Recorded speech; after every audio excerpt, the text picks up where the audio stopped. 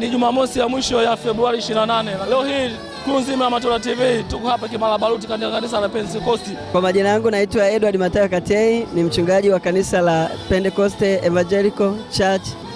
Mchungaji, ni Jumamosi ya mwisho ya Februari 28 na kesho ni Jumapili. Changamoto gani unapitia kwa waumini wake kuhusu Jumapili wanawahi kwenye ibada?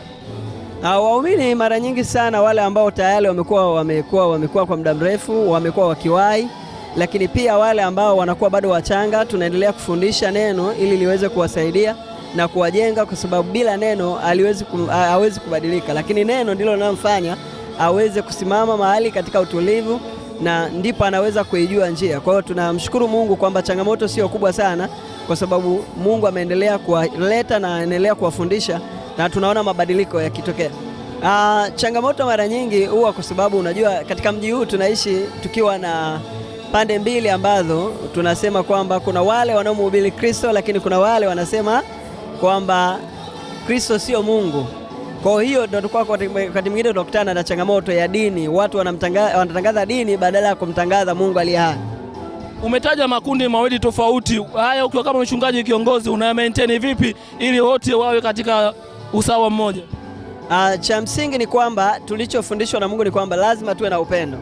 Na upendo ndio ambao unamfanya mtu akavutika hata akaelewa Mungu ni nani kwetu, na ndio maana tunajitahidi kuishi kwa upendo na jamii. Tunamshukuru Mungu, tumeendelea kuwa na ushirikiano na kila mmoja, na ndipo tunaona watu wakibadilika na hata kumuitikia Kristo kuwa Bwana na Mwokozi. Changamoto haziwezi kukosa, lakini shida ni kwamba kuna vitu ambavyo huwezi kuvieleza reality kwa sababu vinakuwa viko kwenye ulimwengu wa roho. Sasa mambo ya ulimwengu wa roho huwezi kuyaeleza kama mfumo wa kibinadamu, lakini tunamshukuru Mungu, watu wapo na wanaendelea kuitikia. Ukiwa kama mchungaji kiongozi, unalote la kumalizia kuambia waumini wako?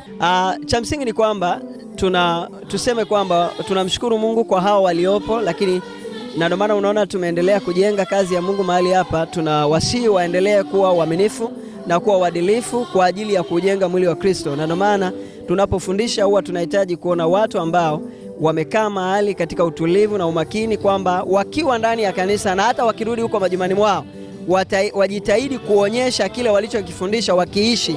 Hicho ndicho ambacho naweza kushauri kwa leo. Basi mchungaji, mimi nikutakia siku njema, Jumamosi ya mwisho kabisa Februari